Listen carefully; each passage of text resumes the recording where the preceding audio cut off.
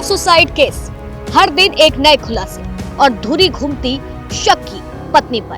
देश में ऐसे कई मामले सामने आते हैं जहां पत्नी की बेवफाई पति से बर्दाश्त नहीं होती या फिर पति के बेवफा पर पत्नी नहीं बर्दाश्त कर पाती। मगर जब यह केस पुरुष की धुरी पर घूमता है, जहां एक पति हार मान लेता है, तब क्या?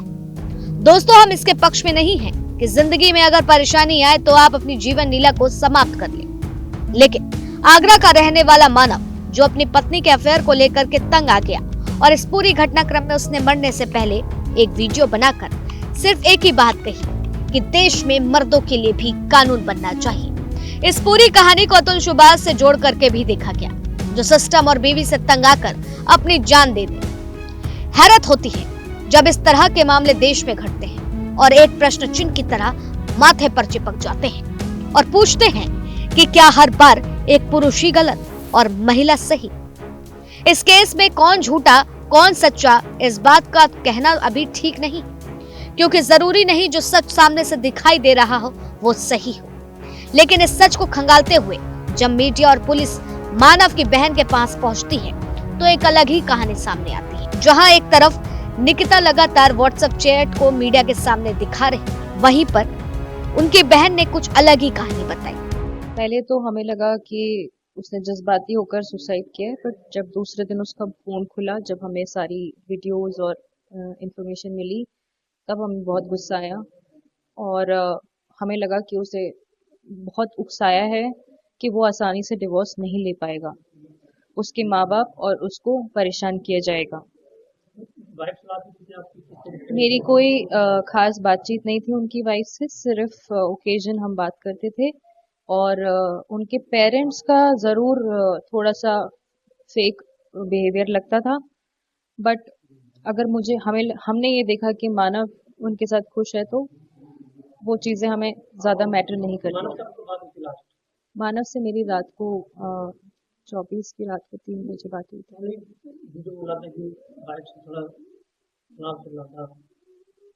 नहीं, उस रात उसने मुझे कुछ नहीं बताया। जिस तरह ये वीडियो वायरल करके बता रही हैं कि मैंने इन्हें इन्फॉर्म करने की कोशिश की, इन्होंने मुझे फंसाने की कोशिश की है। ये 40 मिनट तक मुझसे बात करती रही हैं। 40 मिनट में वो अपने मायके से यहाँ आके मानव को बचा सकती थी, और मैं दिल्ली में हूँ और यहाँ पे पापा, 2 चाचा, आंटी, दादी, बहुत लोग रहते हैं। वो किसी को भी फोन कर सकती थी। अगर मुझे दिखेगा कि मेरा पार्टनर फांसी लगा के बैठा है, तो क्या मैं वेट करूंगी कि कोई उसे जाके बचाए? मैं वहां से तुरंत भागूंगी उसे बचाने के लिए, और बहुत हर जोरदार कोशिश करूंगी अगर इतनी सीरियस सिचुएशन है तो। और उसके कहते ही मैंने तुरंत अपने भाई से पूछने की कोशिश की, और वो मुझे बिल्कुल नॉर्मल लगा है उस चैट में। ये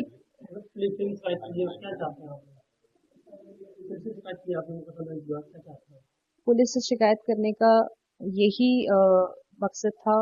जो माँ बाप का गुस्सा है, जिन्होंने अपना बेटा खोया है, वो ये चाहते हैं कि और कोई इन लड़कियों की वजह से अपना बेटा न खोए, क्योंकि आप देखेंगे कि निकिता के बहुत पहले संबंध रहे हैं। संबंध से परेशानी नहीं है, परेशानी है कि वो डर गया कि उसे डिवोर्स आसानी से नहीं देगी वो, और उसको और उसके पेरेंट्स को वो बर्बाद करेगी। अब ऐसा कहना गलत नहीं होगा कि जब पुलिस और मीडिया कर्मी मानव की बहन के पास पहुंचते हैं तो दूसरी तरफ एक अलग ही कहानी को सुनने में आती है। जहां मानव की पत्नी निकिता ने व्हाट्सएप चैट को मीडिया के सामने दिखाया था एक्स्ट्रा अफेयर की कहानी। हालांकि इस बातों को तो खुद मानव ने भी सुसाइड करने से पहले बनाए हुए वीडियो में बताया था। एक मीडिया रिपोर्ट के मुताबिक बहन आकांक्षा शर्मा ने खुलासा किया है, मानव शादी टूटने और तलाक को लेकर कानूनी बाधाओं के चलते बहुत परेशान चल रहा था। इसी साल जनवरी में उसे अपनी पत्नी के अफेयर्स के बारे में पता चला, जिसके बाद वह आपसी सहमति के बाद तलाक की अर्जी देने वाला था। लेकिन उसे ये कहा गया कि तलाक आसान नहीं होता। वह निकिता के अफेयर्स के कारण नहीं मारा, बल्कि उसे ऐसा एहसास दिलाया गया कि तलाक आसान नहीं है और सभी कानून महिलाओं के पक्ष में होते हैं। आकांक्षा ने बताया, प्रिया नाम की एक महिला ने मानव को उनकी पत्नी निकिता और उसकी 2 बहनों के बारे में सारा सच बता दिया था। प्रिया ने आरोप लगाया कि तीनों बहनें शादीशुदा पुरुषों को अपने जाल में फंसाती हैं और उनकी जिंदगी बर्बाद कर देती हैं। यह बात पता लगने के बाद ही मानव ने जनवरी में भी आत्महत्या करने का प्रयास किया था, लेकिन माता पिता ने मुंबई आकर दोनों को इस मामले को सही ढंग से सुलझाने के लिए राजी किया, जिसके बाद वो बच गया। आकांक्षा ने बताया कि दोनों ने आपसी सहमति के बाद तलाक के लिए अर्जी दाखिल करने का फैसला लिया था। आकांक्षा आगे कहती है कि निकिता का मामा के साथ भी अफेयर था। हालांकि इसी बीच निकिता का एक और वीडियो वायरल होता है जो अपनी गलती की माफी मांग रही है, लेकिन मामा वाली बात पर वो कहती हुई नजर आई है कि उनका साथ जबरदस्ती की गई।